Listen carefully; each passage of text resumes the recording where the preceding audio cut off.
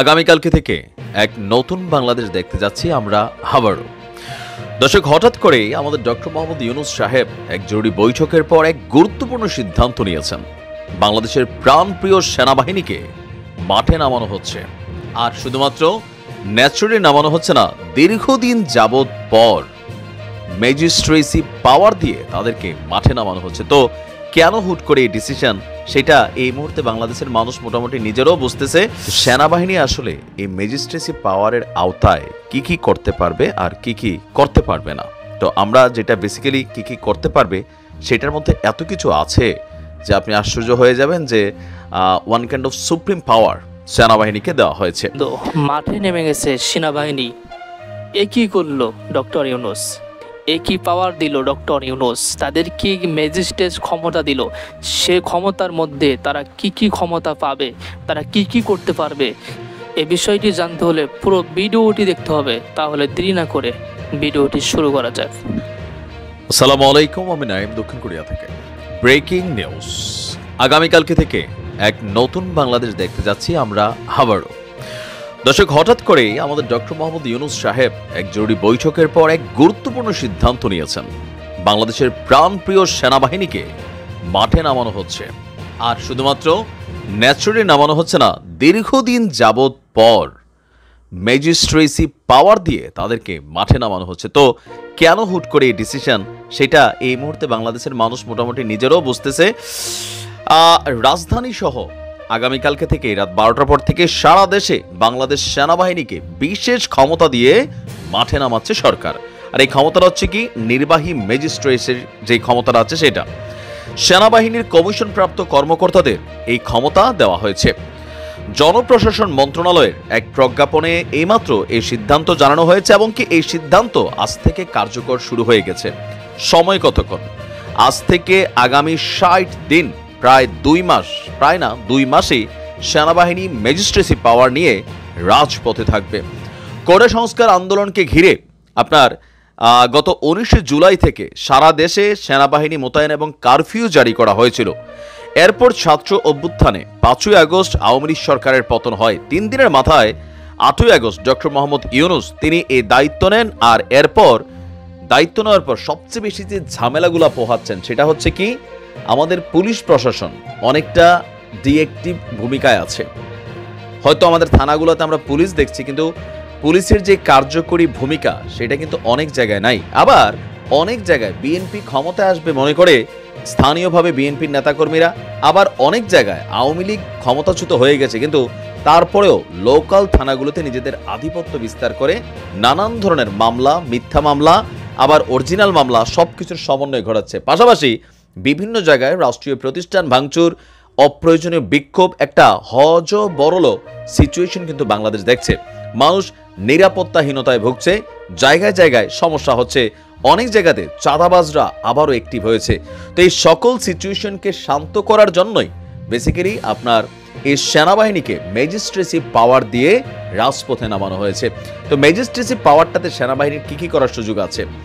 Normally আপনার সেনাবাহিনী যখন মাঠে থাকে তারা সহজে গ্রেপ্তার বা ধরেন কোনো রকম জরিমানা সামহাও এগুলোতে ভূমিকা রাখে না। তাদেরকে আপনার কি বলা হয়েছে, নর্মাল সিস্টেমে পুলিশ প্রশাসন সহ মিলাটিলা অনেক কাজকর্ম করতে হয়েছে। বাট আজকে রাত্রে 12টার পর থেকে আর ওরকম সুযোগ নেই। সেনাবাহিনী চাইলে আপনারা নগদে গ্রেপ্তারও করাইতে পারবে, আপনারা নগদ শাস্তি দিতে পারবে, জরিমানা করতে পারবে। সামহাও একটা বিশাল মানে ক্ষমতা নিয়েই মাঠে নামছে। তো আমি মনে করি খুবই খুবই গুরুত্বপূর্ণ এবং কি সময় উপযোগী একটা সিদ্ধান্ত নেওয়া হয়েছে। কারণ দেশের আইন শৃঙ্খলা পরিস্থিতি যদি ঠিক না থাকে তাহলে ইউনূস সাহেবের যে সরকার আসছে সেই সরকার সমালোচনার মুখে পড়বে। পাশাপাশি আপনি দেখেন ভারতে ইলিশ যাচ্ছে না, এখন আর চাঁদাবাজির সিন্ডিকেটও নাই, তারপরেও বাজারে দ্রব্যমূল্যের দাম আগুন, আবার কিছু কিছু জায়গায় চাঁদাবাজিও হচ্ছে। তো এই সকল বিষয়গুলোতে জনমনে ডক্টর ইউনূস সরকারকে যে প্রত্যাশা ছিল সেখানে ঘাটতি তৈরি হয়েছে, শুরু হয়ে গেছে সমালোচনা। তো সকল বিষয়কে রিকভার করার জন্যই সম্ভবত আপনার এই গ্রুপটা বা আমাদের সেনাবাহিনীকে এই বিশেষ ক্ষমতা দিয়ে রাজপথে নামানো হচ্ছে। আমি মনে করি একদম পারফেক্ট ডিসিশন। আমরা একটা ভালো বাংলাদেশ দেখতে চাই, একটা নিরাপদ বাংলাদেশ দেখতে চাই। কেমন আজ রাত 12টা থেকে বাংলাদেশের বিভিন্ন জায়গায় আমাদের প্রাণপ্রিয় সেনাবাহিনী তারা রাজপথে নেমেছে, এবং কি উপজেলা থেকে শুরু করে জেলা, বিভাগ, তারপর ইউনিয়নের বিভিন্ন জায়গাতে তারা তাদের দায়িত্ব পালন করবে। তাদেরকে দেওয়া হয়েছে ম্যাজিস্ট্রেসি ক্ষমতা। তো কমিশন প্রাপ্ত যে সকল অফিসাররা আছেন তারা ম্যাজিস্ট্রেটের মতন পাওয়ার নিয়ে চলবে। তো সেনাবাহিনী আসলে এই ম্যাজিস্ট্রেসি পাওয়ারের আওতায় কি কি করতে পারবে আর কি কি করতে পারবে না। তো আমরা যেটা বেসিক্যালি কি কি করতে পারবে সেটার মধ্যে এত কিছু আছে যে আপনি আশ্চর্য হয়ে যাবেন যে ওয়ান কাইন্ড অফ সুপ্রিম পাওয়ার সেনাবাহিনীকে দেওয়া হয়েছে।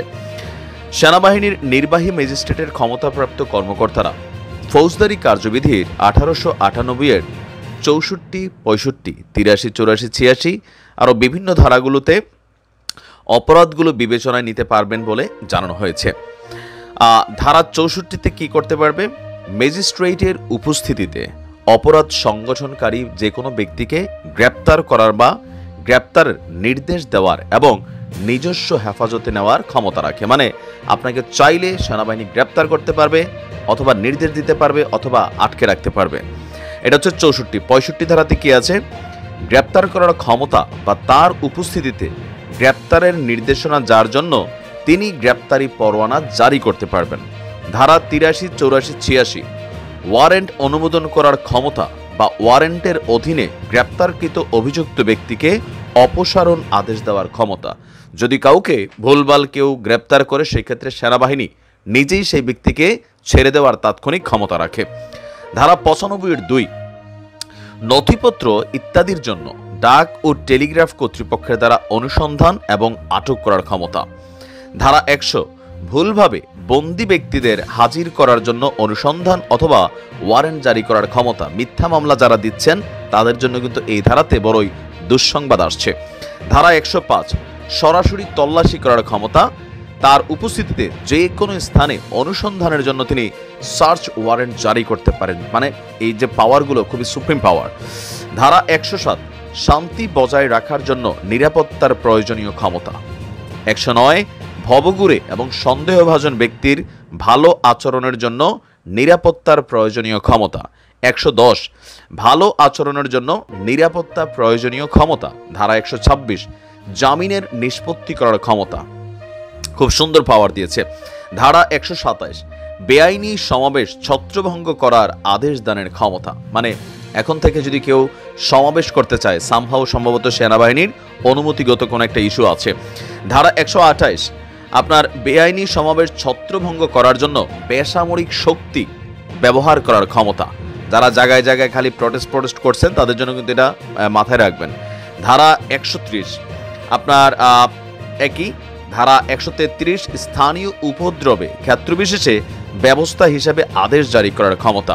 ধারা 142 জনসাধারণের উপদ্রবের ক্ষেত্রে অবিলম্বে ব্যবস্থা হিসাবে আদেশ জারির ক্ষমতা। উল্লেখিত ক্ষমতা ছাড়াও যে কোনো নির্বাহী ম্যাজিস্ট্রেটকে মোবাইল কোর্ট আইন 2009 এর অধীনে মোবাইল কোর্ট পরিচালনা করার জন্য সরকার এবং সেই সঙ্গে জেলা ম্যাজিস্ট্রেট দ্বারা সংশ্লিষ্ট এখতিয়ারের মধ্যে ক্ষমতা দেওয়া হয়েছে। এই আইনের অধীনে নির্বাহী ম্যাজিস্ট্রেট তার উপস্থিতিতে সংঘটিত অপরাধ বা ঘটনাস্থলে তার বা তার সামনে উন্মোচিত হওয়া অপরাধগুলো বিবেচনায় নিতে পারবেন। অভিযুক্তের স্বীকারোক্তির পর ম্যাজিস্ট্রেট সংশ্লিষ্ট আইন অনুযায়ী অপরাধীকে সাজা দিতে পারবেন, তবে কারাদণ্ডের ক্ষেত্রে 2 বছরের বেশি নয়। তার মানে একটা A to Z প্যাকেজ পাওয়ার দিয়া সেনাবাহিনীকে মাঠে নামানো হয়েছে। আমি এটাকে সাধুবাদ জানাই, কারণ এই মুহূর্তে বাংলাদেশের বিভিন্ন জায়গায় যে ঘটনাগুলো ঘটছে সেই ঘটনাগুলো কিন্তু পজিটিভ না।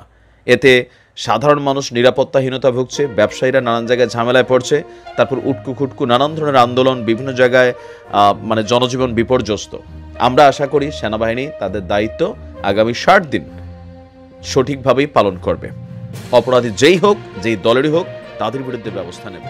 যারা দেশ এবং দেশের বাইরে থেকে যারা ভিডিওটি দেখছেন তাদেরকে অসংখ্য ধন্যবাদ। যারা ভিডিওটি দেখছেন তারা অবশ্যই বুঝতে পারছেন সেনাবাহিনীকে ম্যাজিস্ট্রেট ক্ষমতা দেওয়া হয়েছে।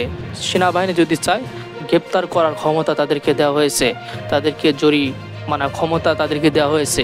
কারণ বর্তমান সময় এখন দেশের মধ্যে বিভিন্ন জায়গায় কিন্তু লুটপাট ভাঙচুর হচ্ছে, বিভিন্ন দলের লোক কিন্তু এই সুযোগটাকে কাজে লাগাচ্ছে।